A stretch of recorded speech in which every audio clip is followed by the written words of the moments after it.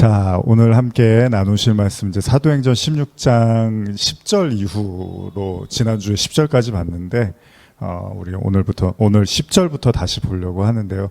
잠시 이 시간에 온라인상에 지금 몇 분 들어오시는지 모르겠지만 같이 서로 여기 계신 분들하고 인사 나누시면서 수고하셨습니다. 명절 또 잘 보내시라고 잠깐 인사 나누시고 말씀 듣겠습니다.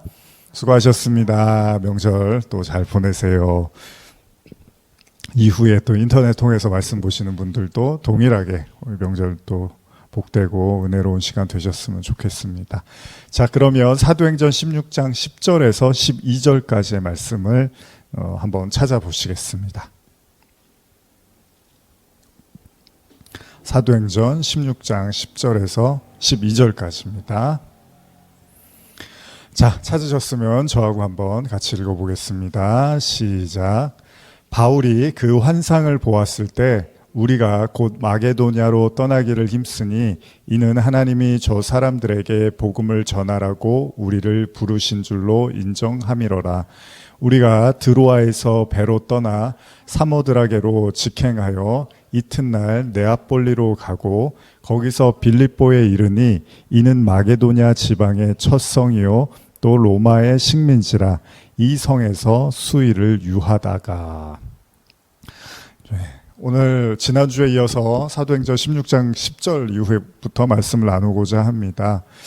우리는 지난 시간에 바울과 실라 이야기 제2차 전도 여행을 이제 시작하면서 루스드라라는 지방에서 디모데를 만나는 사건, 그리고 디모데에게 함께 전도 여행을 떠날 것을 권유하는 내용을 보았죠. 디모데는 흔쾌히 승낙을 합니다. 그리고 나서 이제 어떤 일이 일어났죠? 계속 복음을 전하려고 열심히 전하는데 갑자기 복음을 전하는 길이 계속 막히는 거를 경험하게 되죠. 소위 소아시아 지역에서 복음을 전하는 걸 성령께서 막으시고 예수의 영이 막았다고도 하고 이러면서 복음이 진전이 이제 없어지는 거예요. 더 나아가지를 못하는 거죠. 바울과 그 일행은 여러 번 소아시아 지역에서 복음을 전하려고 시도를 했으나 결국 하나님의 뜻은 다른 곳에 있다는 것을 알게 됐습니다. 어떻게 알게 됐죠? 바울은 저녁에 환상을 보게 되죠. 바로 마게도냐 사람 하나가 이리로 건너와서 우리를 도우라는 요청을 듣게 됩니다. 결국 바울은 깨닫게 되는 거죠. 내가 있어야 될 곳이 소아시아가 아니라 바로 마게도냐 땅, 어디죠? 유럽이라는 사실을 알게 된 것입니다. 바울은 그 환상을 보자마자 바로 발걸음을 마게도냐로 향하게 됩니다. 어쩌면요, 하나님의 의중에 자신의 모든 그 촉각을 곤두세우고 있었던 바울이기 때문에 가능한 일이 아닌가 생각해 봐요. 그러니까 사실 바울의 관심은 오늘 본문도 좀 사실 놀라운 면이 있거든요. 오늘 앞으로 나눌 내용도. 근데 정말 바울이 어느 정도 신앙의 성숙을 했느냐를 알 수 있는 대목인데, 진짜 바울은 개인적인 어떤 그 의중보다 계속 하나님의 뜻에 굉장히 관심을 갖고 사실 좀 부러울 만큼 복음에 정말 모든 것을 다 걸었다고 봐도 과언이 아닌 것 같습니다. 그렇기 때문에 바울이 이 마게도냐라는 지역이 떨어졌을 때 바로 그냥 흔쾌히 하나님의 말씀에 청종하고 그리로 이제 향하게 되는 거죠. 그렇습니다. 바울의 관심은 다른 데 있어 보이지 않습니다. 그냥 오로지 하나님의 뜻이 무엇인가, 하나님이 나에게 뭘 원하시는가, 나는 무엇을 해야 되는가, 여기에 바울의 모든 관심이 있었던 것 같아요. 정말로 이거는 참 쉽지 않은 일이잖아요. 사람이 그래도 기호라는 게 있잖아요. 자기가 원하는 게 있고 좋아하는 게 있고 싫어하는 게 있단 말이에요. 근데 바울은 그런 게 중요하지가 않아요. 그냥 하나님이 지금 뭘 원하시는지에 대해서 굉장히 촉각을 곤두세우고 기도하고 나아가려고 한다는 겁니다. 결국 하나님은 바울에게 환상을 주셨고 바울은 이에 화답이라도 하는 것처럼 기다렸던 것처럼 바로 그 발걸음을 마게도냐로 옮기게 되는 거죠. 결코 쉬운 일이 아닌 것 같습니다. 많은 성도들이 여러분 기도를 하지만 하나님의 의중과 뜻을 구하는 기도, 그리고 거기에 순종을 하기 위한 기도를 하는 사람이 그렇게 많을까라는 생각을 해봐요. 사실 많은 경우에 하나님의 뜻이 나의 삶에 구현되는 것을 기도하는 것보다는 어떻게 해서라도 나의 좀 원함이 성취가 돼서 내 삶에 좀 나타나기를 바라는 마음이 훨씬 크잖아요, 사람들이. 제가 예전에 요나서 설교하면서도 가끔 그런 말씀을 드렸지만은 요나가 하나님의 말씀인 니느웨이를 알았단 말이죠. 근데 수백 킬로미터 떨어진 다른 방향에 있는 다시스로 향한단 말이에요. 근데 거기서 배를 타고서 다시스로 무사히 도착을 하려고 했는데 요나의 주된 관심사가 뭐였을까요? 기도 제목이 무엇이었을까요? 하나님 제발 니느웨이를 하나님이 원하시는 건 알겠지만 저는 다시스로 가렵니다. 그러니까 다시스에 잘 도착해서 복음 전할 수 있도록 도와주세요라고 기도를 했을지도 모릅니다. 그런데 예전에도 나눴지만 기도가 고집이 돼서는 안 된다는 거죠. 우리가 기도를 한다는 건 그 기도 속에서 나의 뜻이 아닌 하나님의 뜻을 발견하고 그 뜻에 이제 순종해가는 과정, 이게 진짜로 이제 성숙하고 성장해가는 거잖아요. 근데 많은 경우에 하나님의 뜻이 중요한 건 아니에요. 그거는 어떻든 간에 나의 뜻과 의지가 관철돼서 하나님이 그렇게 도와주시고 해주셔야 된다는 생각을 많이 한단 말이죠. 물론 쉽지는 않습니다. 아니, 매우 어려울 수도 있는 일이에요. 하나님의 뜻을 받아들이고 인정하는 게 쉽지 않습니다. 그러나 그게 사실은 진짜 기도죠. 그러니까 기도를 많이 한다거나 꾸준히 한다거나 오래 했다거나 이런 것보다 더 중요한 건 뭐라고요? 하나님의 뜻을 깨닫고 그 뜻을 묻고 따라가는 것이 가장 중요하다는 것입니다. 만약에 오히려 기도가 고집이 되어버리면 오히려 기도를 하면 할수록 하나님하고 어떻게 하죠? 더 이렇게 담벼락이죠. 담이 쌓아져 갈 수도 있다는 거죠. 바울은요, 마게도냐를 향하는 항구 드로아를 떠나서 이제 마게도냐로 향하고요. 그 중간에 작은 섬 사모드라게를 지나서 마게도냐의 해안 도시인 네아폴리에 다다르게 됩니다. 이게 다 이제 그런 지명들이잖아요. 주석을 보면 이 거리가 짧지 않았다고 합니다. 이 드로아에서 이 네아폴리로 향하는 이 거리들이 짧지 않았고 배를 타고 가는 거리였잖아요. 굉장히 험난했다는 거예요. 그래서 폭풍도 심하고 그래서 뭐 하루 만에 갈 수 있는 그런 거리가 아니고 수일이 걸리는 경우가 많았다고 합니다. 근데요, 성경을 보시면 바울과 그 일행은 굉장히 신속하게 도착을 합니다. 그게 뭐죠? 그러니까 하나님의 어떤 뜻을 받아들이고 향하니까 또 오히려 어려움 없이 가더라는 겁니다. 마침내 바울과 그 일행은 유럽에서 최초로 복음을 받아들이게 될 도시 빌립보에 도착을 하게 됩니다. 성경은 빌립보를 마게도냐의 첫 성이고 또한 로마의 식민지였음을 밝히고 있습니다. 자, 바울과 일행은 이곳에서 수일을 유했다고 기록하고 있습니다. 여러분들이 읽으신 본문에서요. 자, 아마도 이제 새롭게 다다르게 된 유럽 대륙에서 이제 복음을 어떻게 전할 것인가, 또 하나님께서 어떻게 인도하실 것인가에 대한 아마 기도, 또 마음의 준비, 또 여러 가지 나름대로 전략과 정탐을 했을지도 모릅니다. 자, 한번 말씀 계속 읽어볼까요? 사도행전 16장 13절 14절입니다. 시작.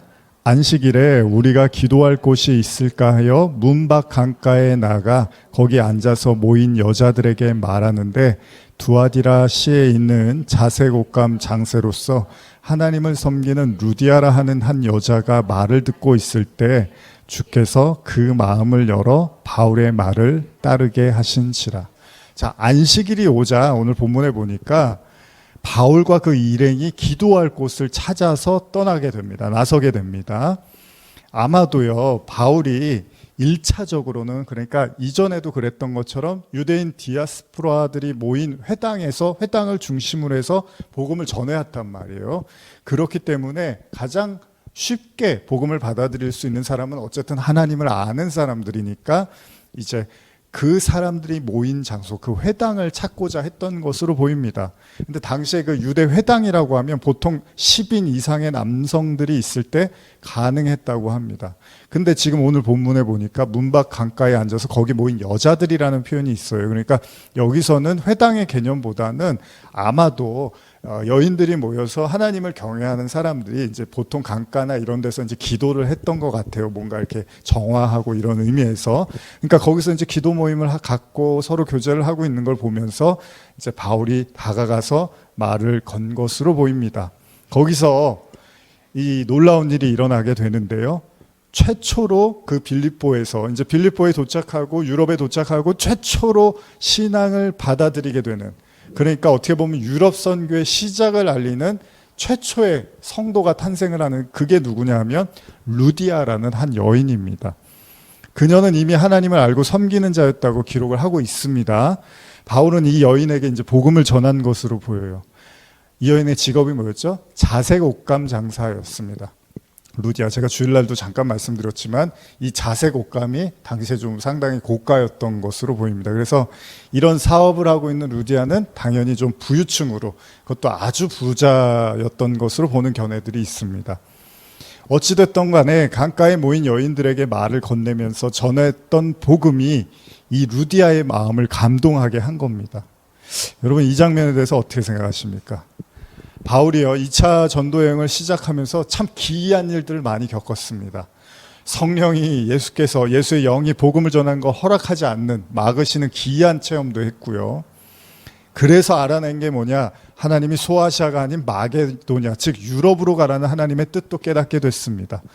그렇게 해서 또다시 순종하고 순종해서 찾아온 빌립보였습니다. 근데 그 다음이 문제예요. 여기서 이제 뭘 어떻게 해야 되지? 그런 생각이 들었을 거예요. 그런데 늘 그래왔던 것처럼 또 나가서 복음을 전하면 되는 거였어요. 그러나 앞서 읽은 본문에서 보시면요, 바울과 그 일행이요, 이 성에서 수일간 유했다라는 표현이 나옵니다. 여러분들이 아까 읽으신 본문에요. 그러니까 정확하게 그 수일이 며칠이고 무슨 일을 했는지는 우리는 잘 몰라요. 그런데 그 시간 동안에 체류할 장소를 얻었는지, 또 뭐 식사는 어떻게 했는지, 누구를 만났는지 우리는 모릅니다. 내용이 없으니까요. 다만 제가 봤을 때 성경이 아직까지 그 사이에 별다른 복음의 진전이 없었을 수도 있다는 거잖아요. 왜냐하면 우리가 보편적으로 빌립보에서 최초의 신앙인을 루디아로 보고 있거든요. 그러면 지난 수일 동안 바울과 일행은 이렇다 할 복음의 성과를 얻지 못했을 수도 있다는 거예요. 그러니까 그렇게 그냥 그렇게 시간을 보내는 것 같던 그때, 어떻게 보면 좀 하나님이 이렇게 어렵게 해서 마게도냐에 왔는데 며칠 동안 별일이 일어나질 않으니까 좀 좌절할 수도 있고 황당할 수도 있었을 거라는 거예요. 근데 바울은 뭐 늘 그랬던 것처럼, 일행도 마찬가지지만 그냥 이제 누군가 또 복음을 전해야 되니까 무심코 이제 말을 건넸던 거예요, 강가에서. 그리고 그때 이제 뭐 주석이나 이런 내용들을 보면 이제 바울이 굉장히 진지하게 복음에 대해서 나눴던 것으로 보입니다. 그때 한 여인이 마음을 열기 시작한 거죠. 자, 지금까지의 바울의 2차 전도 여행의 동선이나 그 과정이 결코 쉽지 않아 보입니다. 근데요, 루디아를 만난 지금의 이야기는 또 어떻죠? 아무렇지도 않게 일어났어요. 그러니까 되게 어렵게 해서 마게도냐에 왔고, 또 와서도 수일 동안 유하면서 별다른 일들이 없었는데, 또 그러던 찰나에 그냥 강가에 있는 여인들에게 말을 걸었는데, 한 여인이 마음을 활짝 열고 복음을 받아들이는, 또 굉장히 손쉽게 복음을 받아들이는 일이 일어났다는 겁니다. 다시 말하면 매우 어려운 가운데 매우 손쉽게 일이 일어나고 있다는 겁니다. 루디아를 만나기 전까지는 상당히 어려운 도착 과정과 수일간의 그런 성과 없는 그런 시간들, 허송세월을 보내는 것 같았는데, 루디아를 만난 지금은 바울은요, 빌립보 전도에 있어서 너무 중요한 사람을 만나게 돼요. 왜 그러냐 하면 다음 본문을 통해서 아실 수 있습니다. 16장 15절 한번 읽어볼까요? 16장 15절입니다. 시작. 그와 그 집이 다 세례를 받고 우리에게 청하여 이르되, 만일 나를 주 믿는 자로 알거든 내 집에 들어와 유하라 하고 강권하여 머물게 하니라. 복음을 듣고 회개하고 주님을 영접하기로 한 루디아가요, 뭐라고 하냐면 자신을 비롯한 자신의 가족들에게도 다 세례를 받게 합니다. 나아가서 뭐라고 하냐면, 내가 그리스도인, 나를 그리스도인으로 생각한다면 복음을 전도하는 바울과 그 일행에게 자신의 집을 열어서 복음의 기지로 사용할 것을 요청을 합니다. 이 정도 되면 루디아가 얼마나 중요한 사람인지를 알 수 있는 대목입니다. 굳이 긴 설명을 하지 않아도요, 훗날 여러분 빌립보 교회가 이제 처음 세워졌을 때 이 루디아가 얼마나 많은 헌신과 노력을 했을지는 충분히 짐작이 가는 대목입니다. 저도 프랑스에 있을 때 잠깐이었지만 우연하게 이제 그 기도 모임이 있다는 걸 알게 됐고, 유학생들이나 또 프랑스에 와서 좀 이렇게 적응하면서 많이 어려움 겪는 그런 젊은이들에게 이제 다가가서 그 복음에 대한 이야기를 하고 해서 집을 오픈을 하셔서 이제 식사도 같이 나누고 교제도 하고 기도도 해주는 그런 모임을 이제 알게 됐어요. 이제 한 권사님이셨는데 그 젊은이들에 대한 그런 마음들이 이제 뜨거운 마음이 있으셨죠. 근데 뭐 그런 젊은이들뿐만 아니라 뭐 선교사님이라든지 사역하시는 분들을 모셔다가 또 대접하고 위로해드리는 그런 일들을 하는 분을 만나게 되고 또 잠시나마 또 제가 그 기도 모임을 좀 섬길 수 있는 기회를 갖게 됐었거든요. 근데 지나고 나서 이제 한국에 와서 시간이 흘렀는데 이제 제가 프랑스에서 뭐 오랜 시간이 있지 않아서 내가 그 시간들 이렇게 돌아봤을 때 지나고 나니까 그 권사님을 만난 게 참 큰 어떤 하나님의 인도하심이 있었구나라는 걸 이제 느끼게 됐고 결국 이제 한국에 들어와서 그분과도 이제 연락을 주고 받으면서 이제 나중에는 프랑스어 이렇게 제가 설교할 때 그 번역을 이제 도와주시는 지금까지 그런 역할을 해주시는데 뭐 많은 분들을 제가 그렇게 만났던 건 아니지만 그 만났던 한 분 한 분이 얼마나 소중하고 하나님의 그 뜻하심이 있었구나라는 것들을 또 생각하게 되는 것 같아요. 돌아보면 어쩌면 바울과 그 일행도에 이 루디아를 만나려고 2차 전도에 그 많은 시간을 걸어왔는지도 모릅니다. 물론 루디아는 유럽 선교의 시작을 알리는 한 여인이었습니다. 한 가지 제가 나누고 싶은 이야기는요. 오랜 시간 동안 하나님의 길이 막혀 있는 것 같고 그 뜻을 몰라서 막막해 헤매 있는 것 같아도요. 실상 여러분들이요. 그냥 그 뜻 위에서 그 길을 걷고 있다면 늘상 해오던 그 일과 행동 속에서 어느 순간이 되면 거대한 하나님의 뜻과 열매도 나타날 수 있다는 겁니다. 여러분 바울이요. 루디아를 만나기 위해서 뭔가 대단한 노력을 했던 건 아닙니다. 물론 마게도니아까지 간 거는 아주 쉽지 않은 일이었지만 거기에 가서 바울이 어떤 대단한 무언가를 치르고서 루디아를 만난 게 아니라 늘상 해오던 복음을 나누던 가운데서 루디아라는 여인이 마음을 열었다는 겁니다. 만일 빌립보에 머물면서 수일 동안을 유했는데 별로 탐탁치 않은 결과로 인해서 좌절하고 쉽게 무너져 내렸다면 아마 절망했을지도 모릅니다. 그러나 바울은 늘 그래왔던 것처럼 그냥 사람 만나고 복음 전하고 그냥 하던 대로 했어요.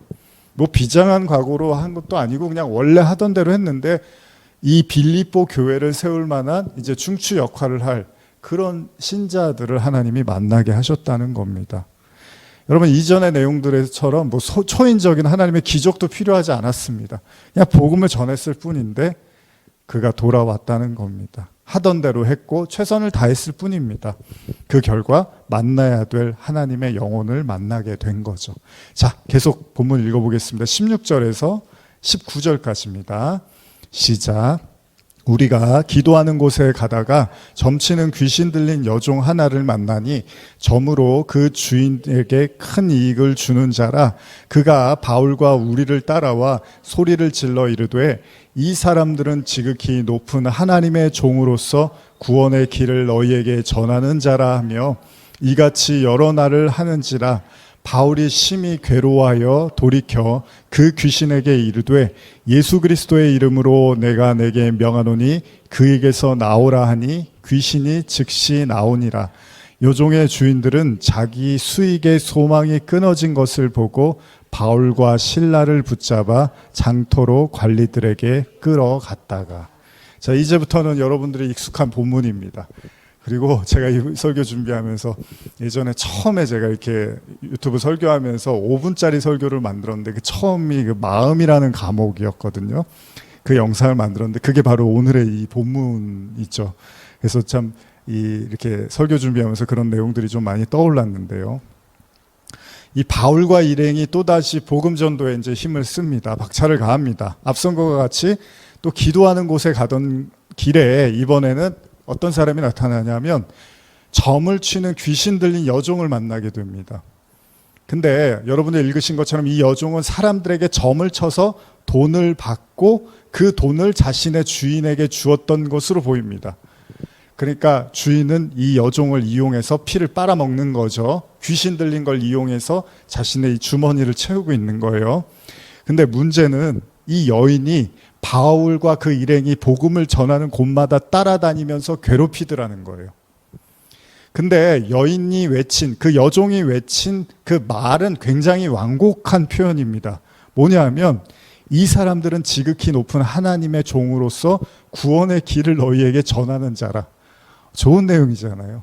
아니 복음 전하기 전에 먼저 나와서 소개해달라 그러면 이렇게 소개해줘도 좋을 것 같아요. 근데 문제는 뭐냐면 이 이야기를 계속 반복해서 정말 지겨울 정도로 소리를 지르면서 하더라는 겁니다. 여러분, 지극히 맞는 말도 계속 듣고 계속 말하면 뭐가 되죠? 잔소리가 되고, 그 잔소리가 심해지면 이제 폭력처럼 다가오게 되는 거죠. 이 귀신 들린 사람이 이 말을 소리를 지르면서 곳곳마다 쫓아다니면서 바울과 일행을 힘들게 했다는 겁니다. 오죽하면요, 성경이 바울이 심히 괴로워했다고 표현을 하고 있습니다. 여러분, 얼마나 바울이 힘들었으면 이런 표현을 썼을까요? 바울이 여러분 어떤 사람입니까? 얼마 전까지도 돌에 맞아서 거의 실신할 지경이 돼서 성 밖으로 끌려 나갔던 바울입니다. 근데 그 다음날 툴툴 털고 일어나서 복음 전했던 그런 사람인데, 그런 바울도 도저히 참을 수가 없을 정도로 심히 괴로워했다는 거예요. 참다 못한 바울이 어떻게 했습니까? 여종 들린 귀신을 그냥 여종에게 그 들린 귀신을 쫓아나게 하죠. 그러면 여러분들이 이런 생각이 들 거예요. 왜 그럼 처음부터 쫓아내주지? 왜 이렇게 심히 괴롭힐 때까지 내버려뒀을까? 근데 아마 저는 이런 생각이 들어요. 그렇게 쫓아내줄 수도 있는데, 그러면 아마 이 일 후에 여러분들이 아시는 것처럼 바울이 나중에 감옥에 가게 되잖아요. 그러니까 이런 상황도 바울이 짐작을 했던 것 같아요. 그러니까 쫓아내는 거야 어렵지 않은데, 이제 이렇게 했을 때 그 이후에 다가올 어떤 위기들이 있었을 수도 있을 것 같고, 그렇게 되면 이제 감옥에 가게 되면 복음 전하기가 어려워지잖아요. 그러니까 최대한 아마 보류를 하면서 지켜봤던 것 같아요. 그러니까 만일 점치는 여종에게 귀신을 쫓아내서 점을 치지 못하게 하면 주인들은 가만히 있지 않을 거고요. 그렇게 되면 자신들 또한 위태해질 것을 알았기 때문에 전략적으로 일단은 복음을 전하고 지켜보려고 했던 거죠. 그러나 도가 지나칩니다. 바울은 여종의 외침에 너무나 괴로웠고요. 이 복음을 전할 수가 없는 상황이 된 거잖아요. 완벽하게 이제 회방꾼이 된 거예요. 이 소음과 방해로 인해서 괴로움도 있었고요. 또 한 가지는 뭐가 있었을까요? 이 여종을 보면서 고통받고 있는, 그렇게 소란을 피우고 소리를 지르는 그 여인을 보며 바울의 마음도 너무나 안타까웠을 거라고 생각이 됩니다. 저는 이 부분에 대해서 이렇게까지 여종이 집요하게 따라다니면서 며칠을 바울과 일행을 괴롭힌 걸 보면 저는 어떤 의미에서는 SOS라고도 봐요. 적당히 외치다가 사라졌으면 여인은 그냥 이 바울과 일행의 이야기에서 빠져나가는 거잖아요. 그리고 그냥 평생 그렇게 계속 점을 치다가 자신의 주인을 위해서 살다가 죽었을 거예요. 귀신에 사로잡혀서.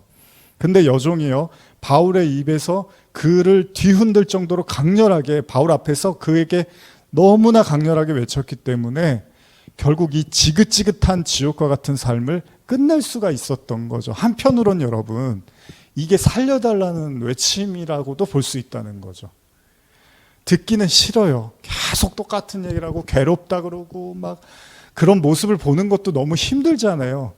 아프고 막 괴로워하는 모습을 보는 것도 힘든데 거기다 소리를 지르고 가는 데마다 따라다니고, 그럼 정말 이 사람만 없어지면 그냥 해방이 될 것 같잖아요. 근데 사실은 한편으로는 구해달라는 SOS 요청이었는지도 모른다는 거죠.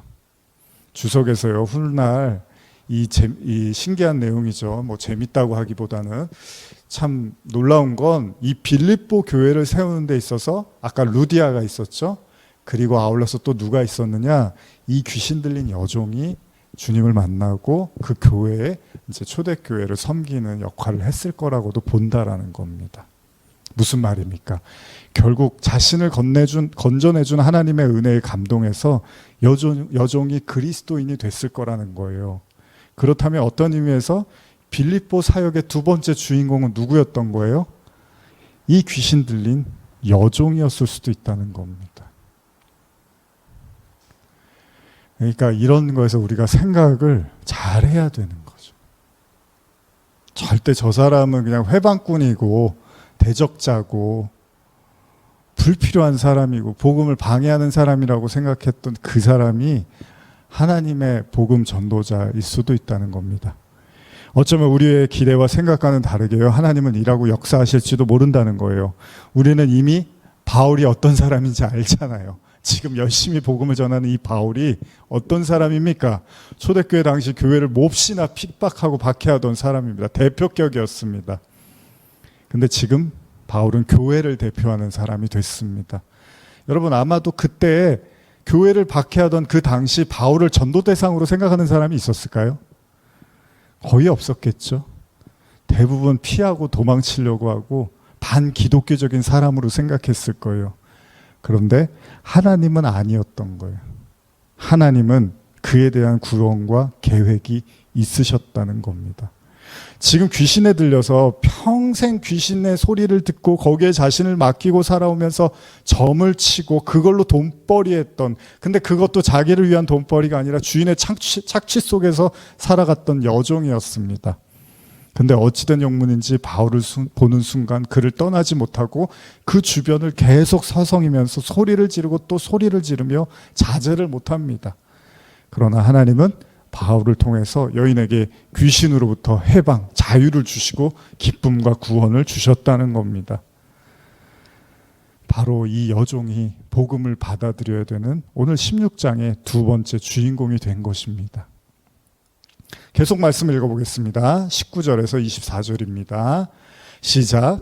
여종의 주인들은 자기의 수익의 소망이 끊어진 것을 보고 바울과 실라를 붙잡아 장터로 관리들에게 끌어갔다가 상관들 앞에 데리고 가서 말하되, 이 사람들이 유대인인데 우리 성을 심히 요란하게 하여 로마 사람인 우리가 받지도 못하고 행하지도 못할 풍속을 전한다 하거늘 우리가 일제히 일어나 고발하니 상관들이 옷을 찢어 벗기고 매로 치라 하여 많이 친 후에 옥에 가두고 간수에게 명하여 든든히 지키라 하니 그가 이러한 명령을 받아 그들 깊은 옥에 가두고 그 발을 착고에 든든히 채웠더니.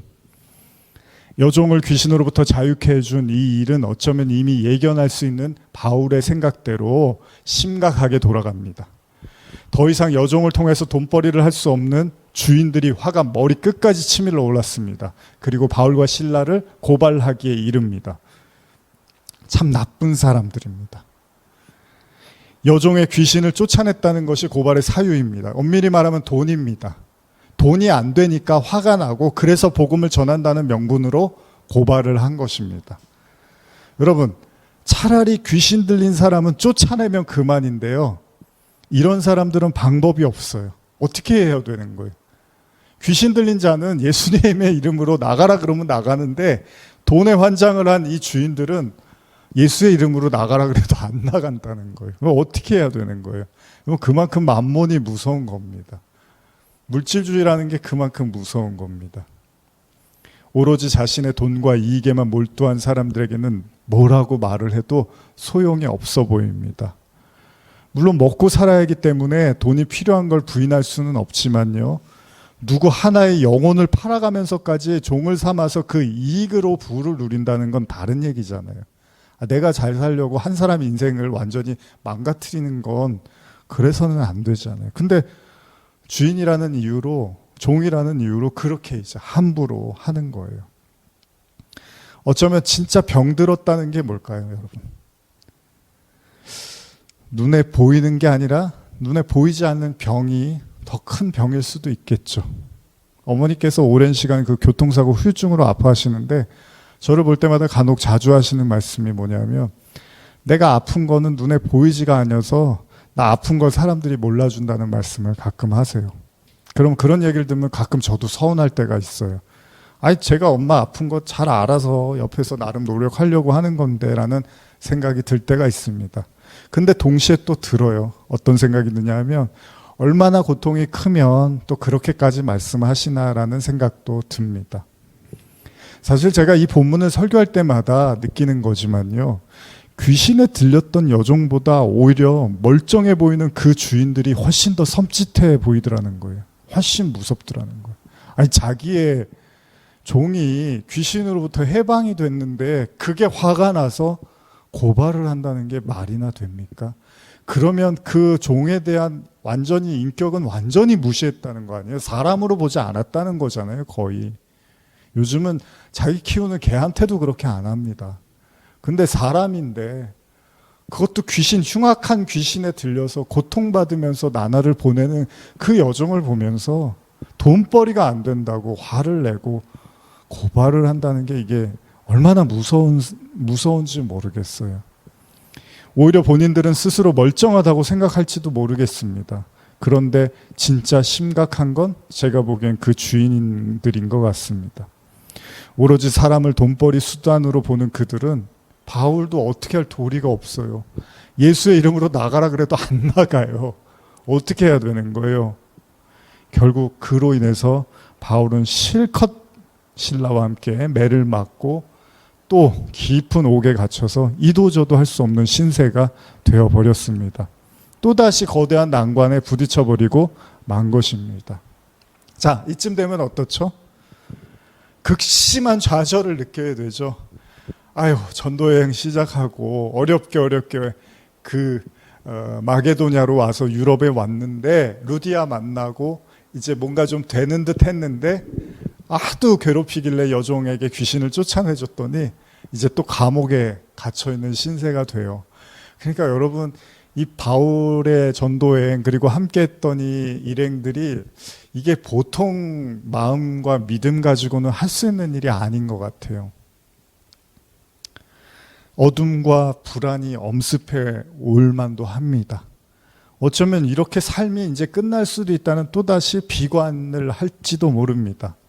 여러분, 성도가 이 지점에서는 할 수 있는 게 뭐죠?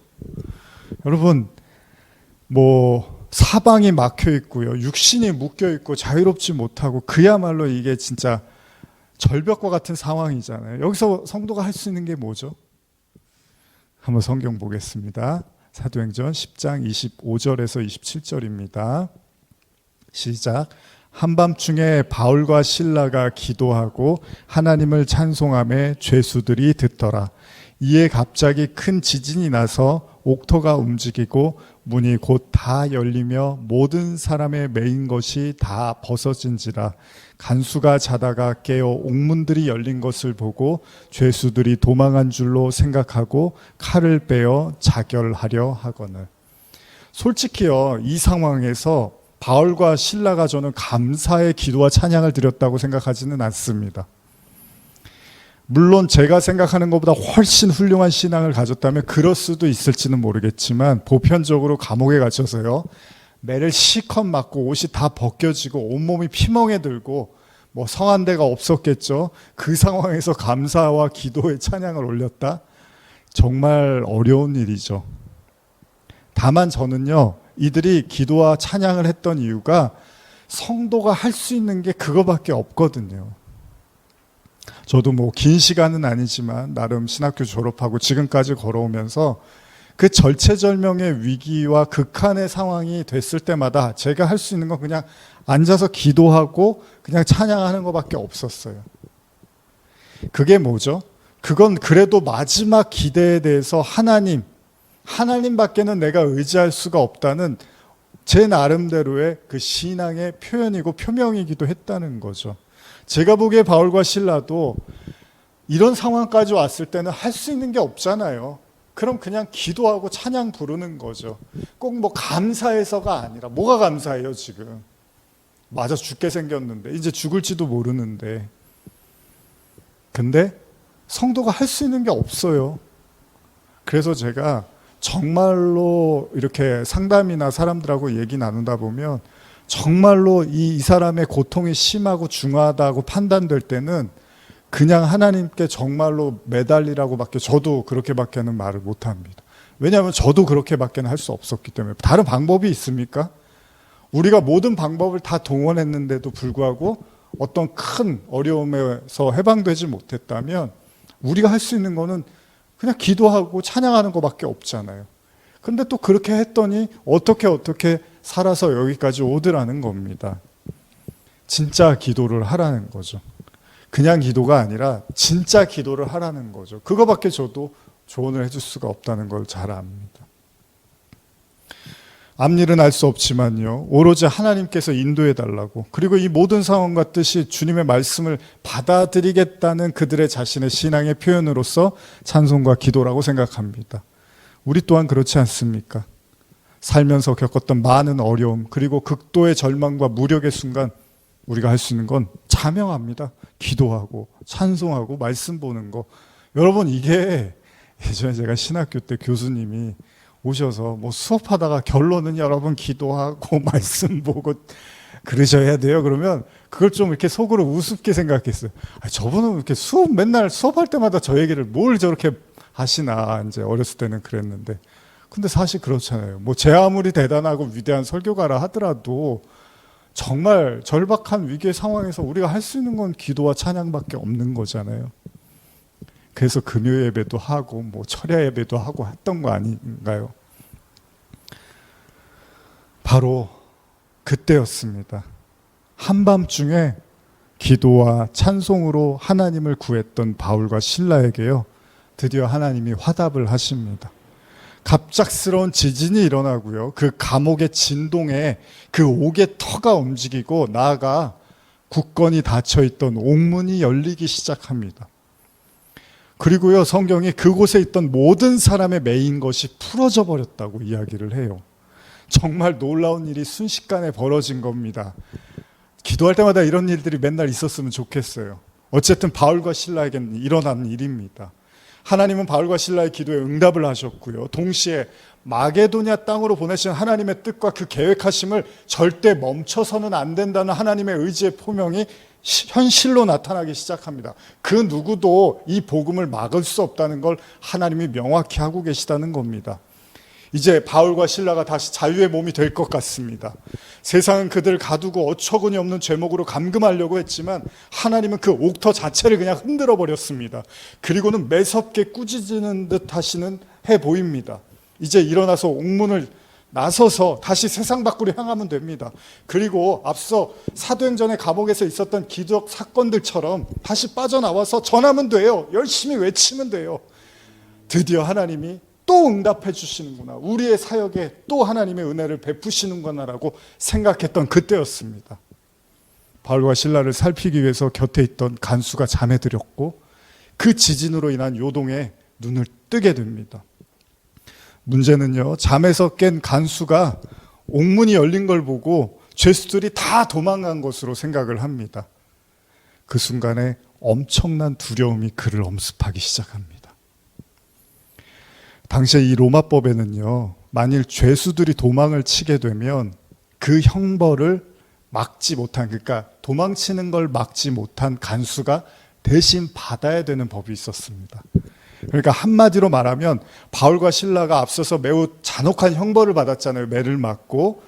그걸 비춰볼 때 이 간수는 심한 고문과 아울러서 죽음까지 감내해야 되는 상황이 올 수 있다는 겁니다. 그야말로 하루아침에 날벼락이 떨어진 거예요. 이런 순간이 올 줄은 상상도 못했던 거예요. 인생이 다 끝난 것과 다름이 없습니다. 아니, 어떻게 이런 일이 다른 사람도 아니고 나한테 닥칠 수가 있지? 아니, 멀쩡하던 감옥문이 왜 열리고 거기 갇혀있던 사람들이 왜 다 도망갔어? 이제 나는 큰일 났구나, 나는 죽었구나. 그때 간수가 할 수 있는 것 한 가지를 떠올립니다. 이제 내가 할 수 있는 건 그 모진 고문과 죽음을 내가 그들 대신 받느니 차라리 내 삶을 포기하는 것 외에는 다른 어떤 방법도 없다고 생각을 한 겁니다. 누가 자신을 대신해서 이 형벌과 대가를 치르겠는가? 아무리 생각해도 자신을 대신해줄, 그리고 자신을 옹호해줄 자신의 편이 없어 보입니다. 철저하게 지금 혼자입니다. 그리고 이제 죽을 수밖에 없는 상황이 뒤집어진 거예요. 되바뀐 거예요. 짧지만 길었던 그 순간 간수는 결정합니다. 칼을 꺼내서 자결을 하기로 생각합니다. 그런데 그때였습니다. 생각지도 못한 인생의 마지막이 순식간에 들이닥쳤다고 여긴 그때, 내가 이러려고 이 고생하고 지금까지 살았나. 그런 깊은 자괴감과 괴로움이 밀려오는 그때, 이 알 수도 없는, 이제 내가 죽고 나면 이 사후세계는 어떻게 되는 거야? 그 의문도 그런 시간도, 그런 여유도 가져본 적이 없었던 그에게 이제 이렇게 순식간에 삶을 포기할 수밖에 없는 너무나 억울하고 막연하고 막막하고 두렵고 외로운 이 순간 저 멀리서 큰 음성이 들려오더라는 겁니다. 같이 읽어볼까요? 사도행전 16장 28절입니다. 시작. 바울이 크게 소리질러 이르되 내 몸을 상하지 말라 우리가 다 여기 있노라 하니. 어쩌면 칼을 뽑아서 자신의 몸을 상하게 했던 그 간수에게 누가 좀 나를 말려줬으면 좋겠는데 그 간절한 그 순간, 정말 죽기를 원해서 죽으려고 하는 게 아니라 앞으로 살아나가기가 너무나 두려운 나머지 곧 있으면 닥칠 고통이 너무나 무서워서 어쩌면 너무나 살고 싶지만 감당할 자신이 없어서 선택한 그 막다른 골목에서 그 외로움의 결단의 순간에 저 멀리서 자신을 향한 외침의 소리가 들려오더라는 겁니다. 우리가 다 여기 있노라. 제발 그러지 말아라. 제발 내 몸을 상하게 하지 말아라. 우리가 여기 있노라. 우리가 여기 내 곁에 있어 주겠노라. 제발 내 몸을 상하게 하지 말아라. 우리가 내 곁에 있다. 우리가 내 편이 돼줄 수 있다. 제발 제발 내 몸을 아껴라. 우리가 여기 있다. 바울과 실라였습니다. 감옥문이 열려 있구나 하고 얼씨구나 하면서 잽싸게 벌써 나가고도 남았을 바울과 실라가요, 그 죽음을 선택한 간수의 곁에 서 있었습니다. 아니, 그건 하나님이었습니다. 어쩌면 하나님이 바울과 실라의 마음을 움직이셨기에 가능했을지도 모릅니다. 분명 옥문을 열어주신 이유는 나가게 하심이었을 텐데 그럼에도 불구하고 바울과 실라는 여전히 옥에 갇혀 있었습니다. 제가 아까 이 말씀을 오전에 다시 한번 묵상하면서 솔직히 제 마음에 굉장히 이렇게 큰 울림이 있었습니다. 여러분, 감옥문이 열렸는데 안 나가고 서 있는 거예요. 지금 매를 아주 죽기 직전까지 맞았는데 감옥문이 열려면 하나님이 해주신 거잖아요. 근데 바울과 실라가 그냥 서 있는 거예요, 거기. 왜요? 바로 빌립보 사역의 세 번째 주인공 간수를 만나기 위해서였습니다. 가만히 생각해 보면요, 예수를 전한다는 이유로 자신들을 두들겨 패고 감옥에 가둬서 그 옥문을 지키는 간수에게는 전도라는 건 불가능해 보입니다. 그런데 하나님은 아니었던 거예요. 하나님의 전도 대상은 다름 아닌 간수였던 거죠. 그리고 하나님은 기가 막힌 방법으로, 그 누구도 해낼 수 없는 방법으로 간수의 혼을 빠뜨리시고 그를 순식간에 천국과 지옥으로 넘나드는 수준의 사건을 통해서 단숨에 복음을 받아들이도록 하셨다는 겁니다. 사도행전 16장 29절에서 32절 읽어볼까요? 시작. 간수가 등불을 달라고 하며 뛰어들어가 무서워 떨며 바울과 실라 앞에 엎드리고 그들을 데리고 나아가 이르되 선생들이여 내가 어떻게 하여야 구원을 받으리까 하거늘 이르되 주 예수를 믿으라 그리하면 너와 내 집이 구원을 받으리라 하고 주의 말씀을 그 사람과 그 집에 있는 모든 사람에게 전하더라. 참 놀랍지 않습니까? 여러분, 하나님의 개입 없이는 불가능한 일들입니다. 그렇습니다. 전도, 선교는 누가 하신다고요? 하나님이 하시는 겁니다. 그럼 우리는 뭘 해야 될까요? 혹시요, 복음을 전했다는 이유로 죽도록 매를 맞아도 포기하지 않으실 자신이 있으십니까? 혹시 복음 때문에 깊은 감옥에 갇혀서 완전한 부자유의 몸이 되어도 여전히 기도하고 찬송하실 수 있습니까? 혹시 감옥문이 열렸는데도 자신들의 탈출로 인해서 고통받을 간수를 걱정하며 위험을 무릅쓰고 계속 감옥에 머무르실 수 있습니까? 어쩜 이런 일들은요, 바울과 실라의 선택과 의지를 통해서 나타난 것들입니다. 그렇습니다. 결코 쉬운 일은 아닙니다. 그렇기 때문에 하나님은 이들을 준비시키시고 보내셨는지도 모릅니다. 빌립보 사역은 루디아를 만나게 했고 귀신 들린 여종을 만나게 하셨고 그리고 깊은 감옥에서 간수를 만나면서 그렇게 진행되어지고 있습니다. 어쩌면 전도가 불가능한, 아니 오히려 전도를 해야 될 필요를 느끼지 못했던 바로 그런 자들에게 하나님은 눈을 돌리고 계셨던 것입니다. 사도행전 35절, 16장 35절에서 40절 읽겠습니다. 시작. 나리샘의 상관들이 부하를 보내어 이 사람들을 놓으라 하니 간수가 그 말대로 바울에게 말하되 상관들이 사람을 보내어 너희를 놓으라 하였으니 이제는 나가서 평안히 가라 하거늘 바울이 이르되 로마 사람인 우리를 죄도 정하지 아니하고 공중 앞에서 때리고 옥에 가두었다가 이제는 가만히 내보내고자 하느냐? 아니라 그들이 친히 와서 우리를 데리고 나가야 하리라 한데 부하들이 이 말을 상관들에게 보고하니 그들이 로마 사람이라 하는 말을 두고 두려워하여 와서 거내어 데리고 나가 그 성에서 떠나기를 청하니 두 사람이 옥에 나와 루디아의 집으로 들어가서 형제들을 만나보고 위로하고 가니라. 이제 마지막 내용이 다 왔습니다. 요나의 교훈이 하나 있습니다. 하나님의 말씀을 거부하고 다시 쓰러 가던 요나가 배를 탔는데 결국 배에서 쫓겨나서 바다에 빠지게 되죠. 하나님은 거대한 물고기를 준비시키고 그를 삼키십니다. 그 뱃속에서 요나는 다시금 니느웨로 향하기를 결정하죠. 그때 어떤 일이 일어나죠? 물고기가 요나를 토하게 됩니다.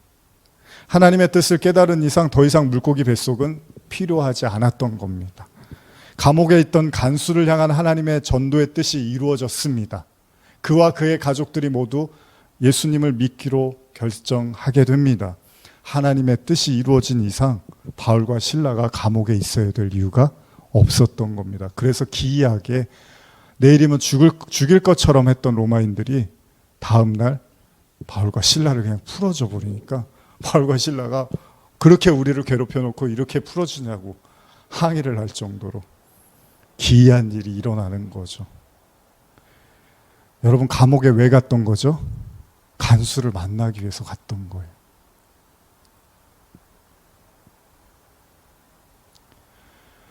어쩌면은 저와 여러분들이 겪고 있는 어려움 혹은 환난이라고까지 여겨지는 일들이 있다면, 뭐 바울과 실라처럼 매를 맞고 감옥에 갇힌 상황은 아니지만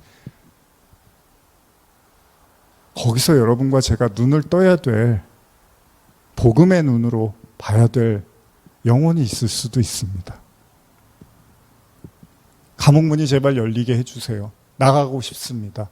하나님, 저 사랑하시면 빨리 저를 내보내 주셔야죠. 제가 바울한테 정말 감동받은 부분이 바로 그 장면이었습니다. 문이 열렸는데 나가지를 않는 것. 그 간수가 자결할 것까지 걱정하고 나갈 생각을 하지 않는 바울과 실라의 모습이 제 마음 깊이 울리더라고요. 야, 정말 복음에 미치지 않고 저럴 수 있을까?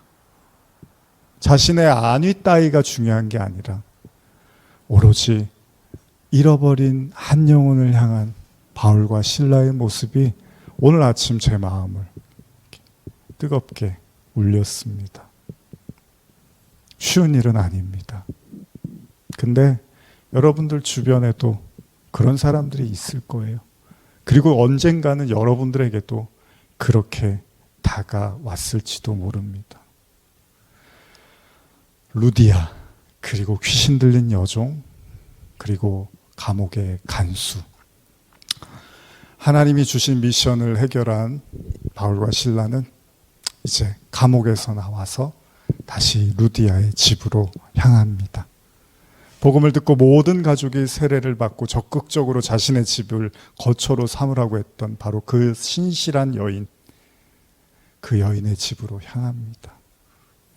우여곡절은 있었지만 하나님의 뜻이 실현되어져 가고 훗날 빌립보 교회라는 귀하고 아름다운 교회의 초석이 될 성도들이 하나 둘씩 모여들기 시작합니다. 중요한 사실을 말씀드리고 설교를 맺고자 합니다. 여러분들이 하나님의 사람이라면 반드시 만나야 될 사람은 만나게 될 것입니다. 우리 기도하시겠습니다.